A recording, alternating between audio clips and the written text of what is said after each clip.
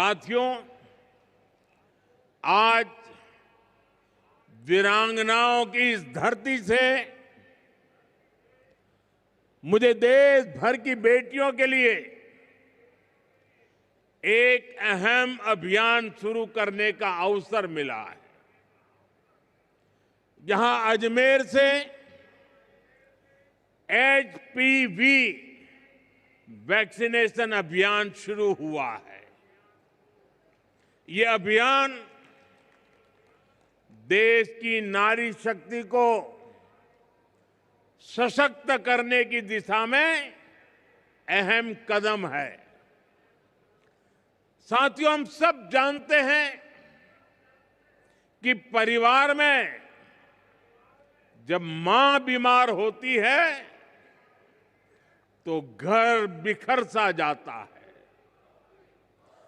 अगर मां स्वस्थ है तो परिवार हर संकट का सामना करने में सक्षम रहता है। इसी भाव से भाजपा सरकार ने महिलाओं को संबल देने वाली अनेक योजनाएं चलाई है। साथियों, हमने 2014 से पहले का वो दौर देखा है जिसमें शौचालय के अभाव में बहनों बेटियों को कितनी पीड़ा, कितना अपमान झेलना पड़ता था। बच्चियां स्कूल छोड़ देती थी क्योंकि वहां अलग टॉयलेट की सुविधा नहीं होती थी। गरीब बेटियां सैनिटरी पैड्स नहीं ले पाती थी।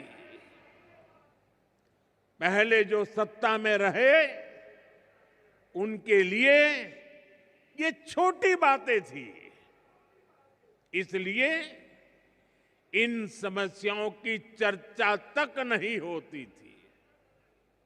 लेकिन हमारे लिए ये बहनों बेटियों को बीमार करने वाला, उनके अपमान से जुड़ा संवेदनशील मसला था। इसलिए हमने इनका मिशन मोड पर समाधान किया। साथियों, गर्भावस्था के दौरान कुपोषण माताओं के जीवन के लिए बहुत बड़ा खतरा होता था। हमने सुरक्षित मातृत्व के लिए योजना चलाई। मां को पोषक आहार मिले, इसके लिए 5,000 रुपया बहनों के खाते में जमा करने की योजना शुरू की। मां धुएं में खांसती रहती थी लेकिन उब तक नहीं करती थी। हमने कहा ये नहीं चलेगा और इसलिए उज्ज्वला गैस योजना बनी।